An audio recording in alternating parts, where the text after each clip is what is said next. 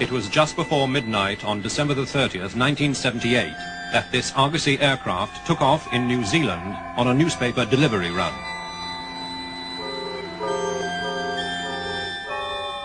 It followed the route taken 10 days earlier by a plane which had reported weird flying objects off the Kaikoura coast, objects confirmed by radar controllers in Wellington.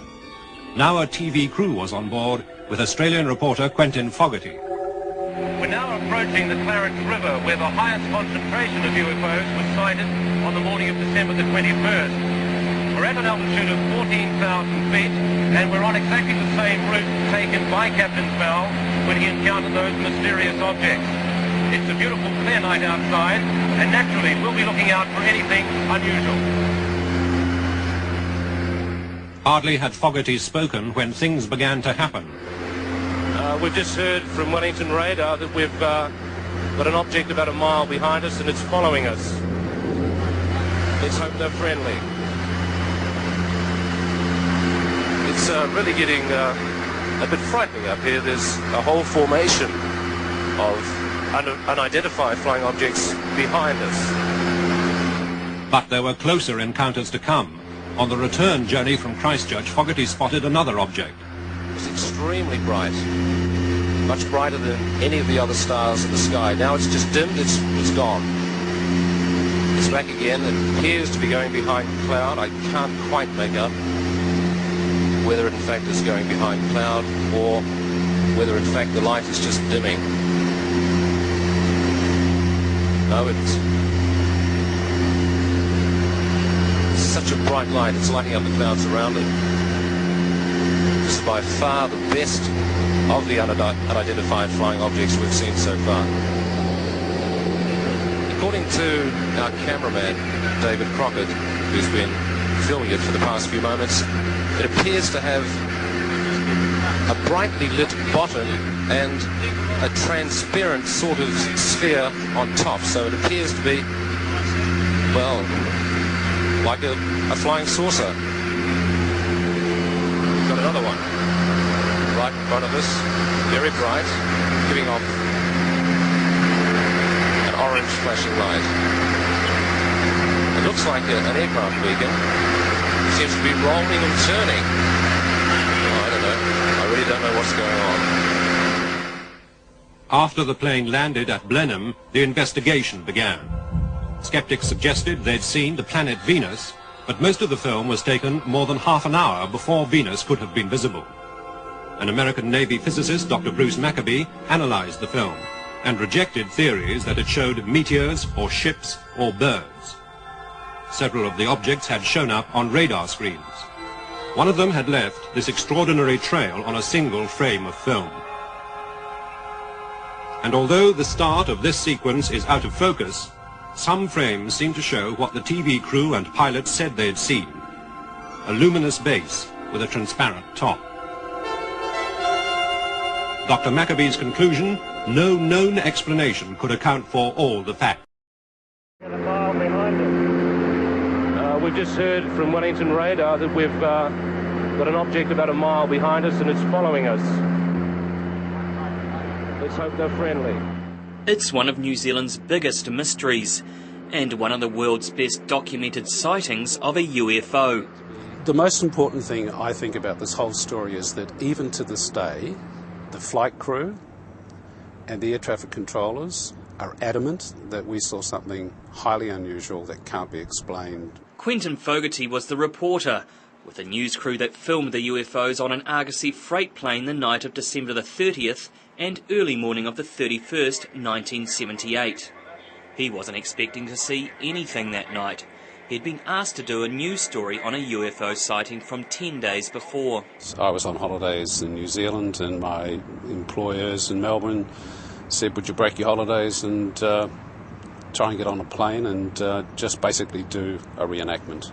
John Cordy was the radar operator on the night of the first sightings on December the 20th. We saw some little targets on our radar. We checked it out just down off Blenheim, Cape Campbell Way, and we joked actually. We said, oh, it's Father Christmas test driving in a sleigh with Rudolph in the front just before Christmas, you know. Then the UFOs followed an Argosy freight plane. This target then moved towards the Argosy, turned with it, and parallel tracked it for a good 20 to 30 miles.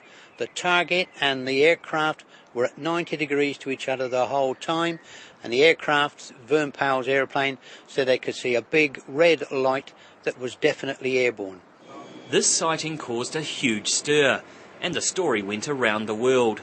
Fogarty hired a freelance film crew in Wellington and interviewed the people involved in the first sightings. He then boarded a freight plane to film the flight from Blenheim to Christchurch. I was in the bottom part of the aircraft in the cargo hold doing a piece to camera. It's a beautiful clear night outside, and naturally we'll be looking out for anything unusual. And the pilot put his head down, and we were sort of flying over Cook Strait at this point, and said, "You guys better get up here." Then the almost unbelievable happened. UFOs appeared in front of the aircraft and were confirmed by Wellington radar. We have a couple right in front of us. Very, very bright. That was more of an orange, reddy light. It flashed on and then off again. On the flight down, basically what we saw were just little pinpricks of light that would just turn into great globes of light. And they were obviously airborne, and they were between us and the coast, because we could see the coast and we could see the sea and we could see these things shining down. Once they'd landed in Christchurch, cameraman David Crockett restocked with better film, and they headed back to Blenheim. It's really getting a bit frightening up here. There's a whole formation of unidentified flying objects behind us. The lights followed them almost to Blenheim. One of the pilots that night was Captain Bill Startup. What it was years ago, we don't know. And that's all it can be. I wish I knew. Bill's wife Shirley remembers Bill arriving home with the film crew in the early hours of the morning. When they arrived home, the air was absolutely electric. They were absolutely fizzing. So, of course, opened the cabinet and had a brandy. The next day, Fogarty was on a plane to Melbourne with the film, and that night presented the news. What you're about to see was not only witnessed by the 5 people in the cabin of the aircraft. It was monitored on radar and recorded, as you will see, on film.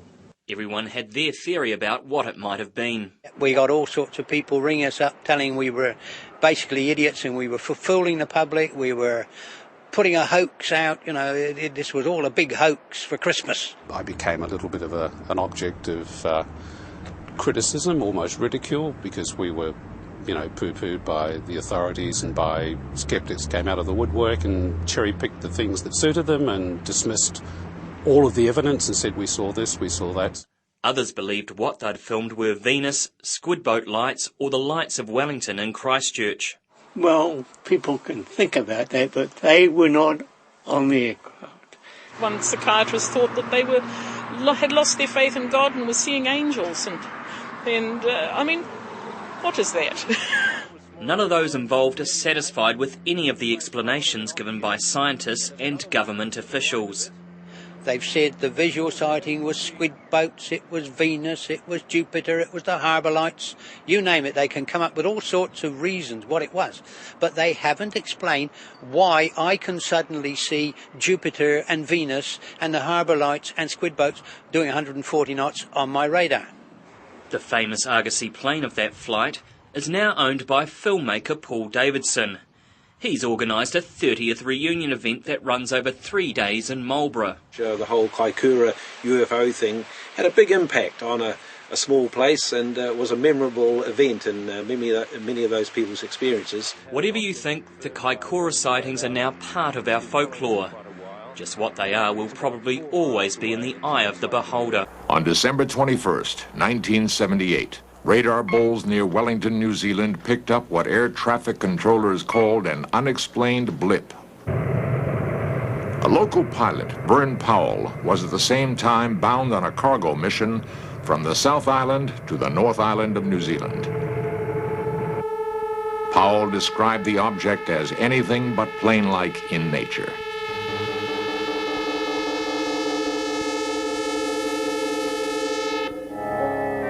What was it that Captain Powell, a 35-year flying veteran, saw in that December night sky?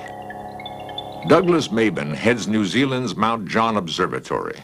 Well, at that time that was taken, there were 2 very bright objects in the sky. One early in the morning was the planet Venus, seen in the mornings fairly close to the horizon. And during the night, from a little bit before midnight through to morning, the planet Jupiter was up in the sky, and it was very bright, though not as bright as Venus. So depending on the time of day or night when the photograph was taken, it could have been one of those two planets. People have been able to give us a fair enough description of the time and the position in the sky. They see these things, we're able to work it out, and every report I've had, we've had that sort of description, we've been able to identify it. The reports of these have been going on for so many years now, and if there's such an intelligent set of people about coming from outside the Earth that have been coming around all these times, I think by now they would have landed and introduced themselves. Others weren't so sure. Quentin Fogarty, a reporter for an Australian television station, was in New Zealand at the time of Vern Powell's flight. His station requested him to do a story on Powell's experiences. Together with David Crockett, a New Zealand cameraman, Fogarty decided to retrace the flight path of Captain Powell. In Search Of has recreated what happened to Fogarty on that fateful flight.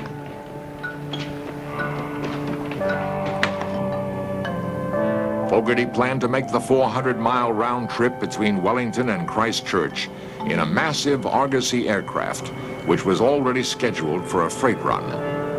Armed with cameras and sound equipment, the two men hoped to film proof of what Powell had reported.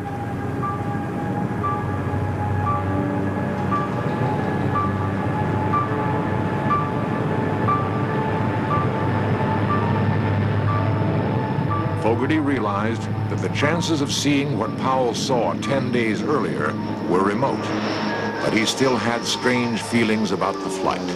There were stages there where I was very, very frightened. And when I thought, well, if I was to die, or if in fact I was to be removed from that aircraft in some shape or form, then it wasn't going to be a painful process. And I can't really explain why I felt that. It's just a feeling I had. The flight was long. Captain Bill Startup warily scanned the night sky. Fogarty and cameraman Crockett waited in the hold. Testing, 1, 2, 3. Just checking the intercom.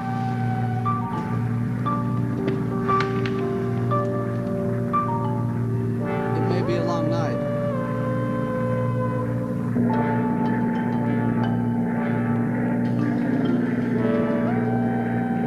Suddenly, Captain Startup spotted the object and called to Fogarty. Quick, off to starboard. The object seemed to be hovering around the aircraft. Do you see it?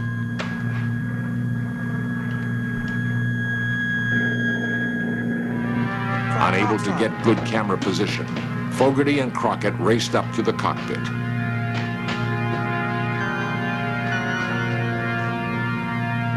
This is the film they shot. And by the time David and myself got onto the flight deck, I could see two bright lights, and in retrospect it now appears that this object was quite low, and in fact was reflecting on the water. We just kept looking at this one bright object that looked like a very bright star outside our starboard window.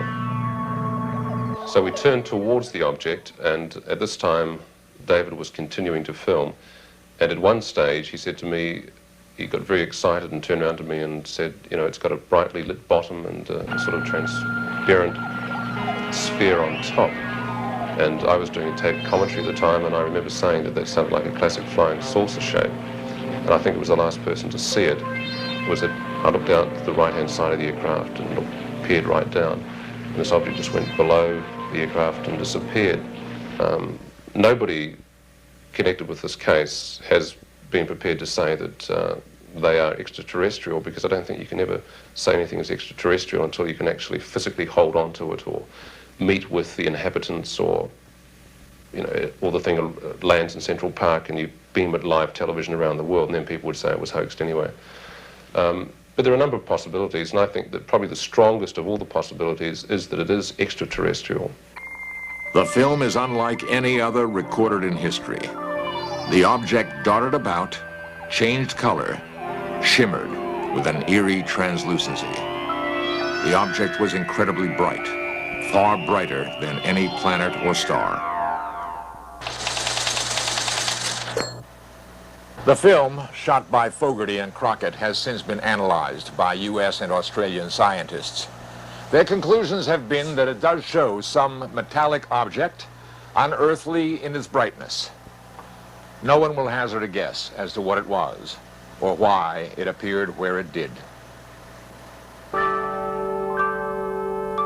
By plotting where UFOs have reportedly appeared, a complicated grid system was devised by a man who has become the dean of UFO researchers. Bruce Cathy, a commercial pilot for more than 40 years, believes that his system, controlled by the elements of light, energy, and matter, validates the presence of UFOs. Square one. I only found the system by actually studying UFOs, or the movement of UFOs.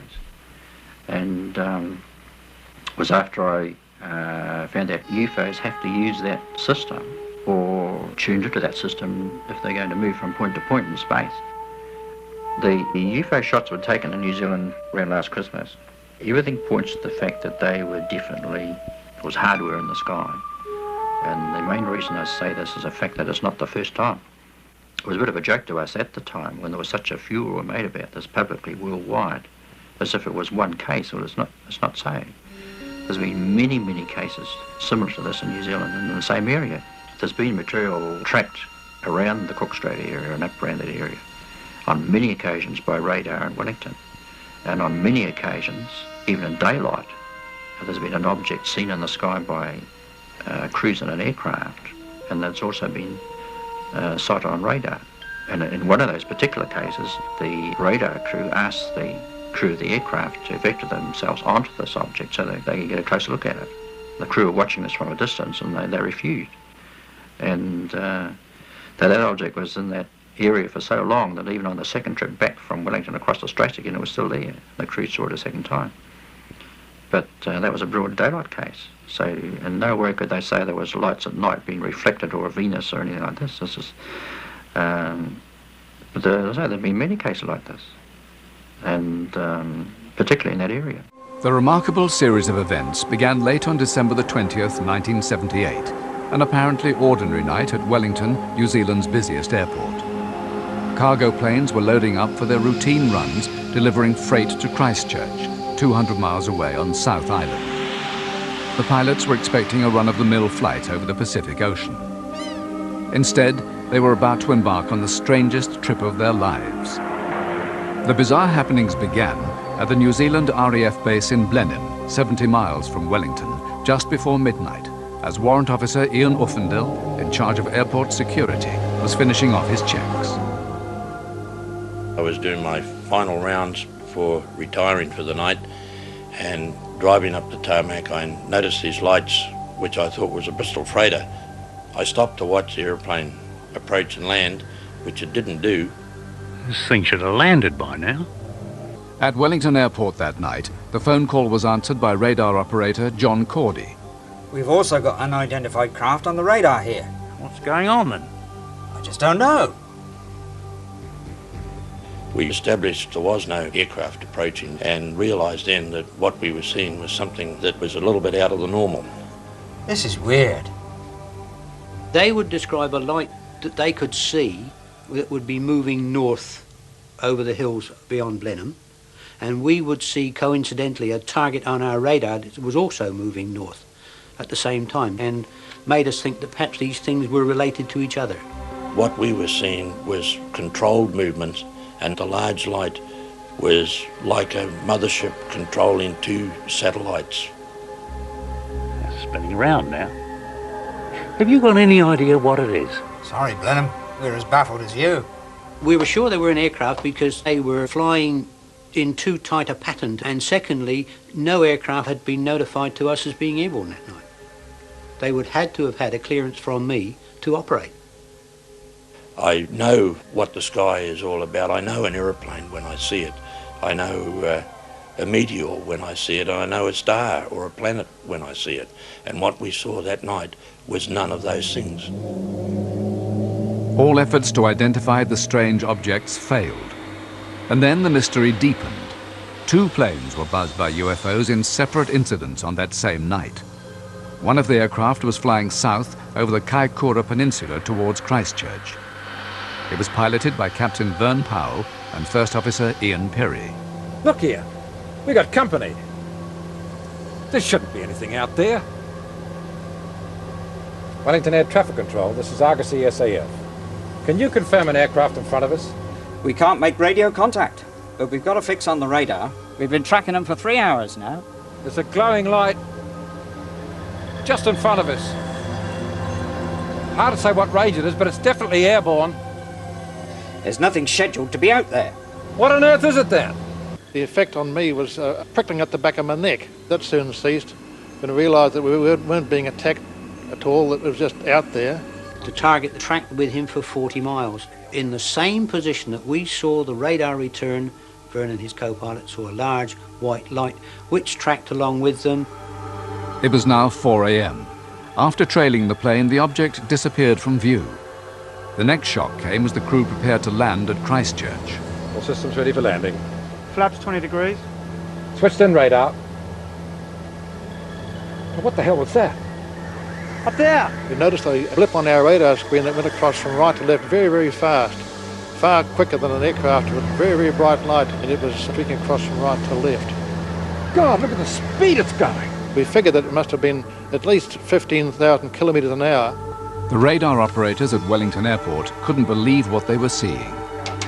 We tried everything we could think of, playing with our radar controls to get rid of the target, to see if we could rationalise it, to sort it out. We couldn't. Something was happening, something unusual that I hadn't seen in my years as an air traffic controller. I'm a trained pilot, had been flying for very many years. We've got to know what aircraft lights look like and what the lights of cities are like. And this light that we saw on that particular night is nothing like I've ever seen before.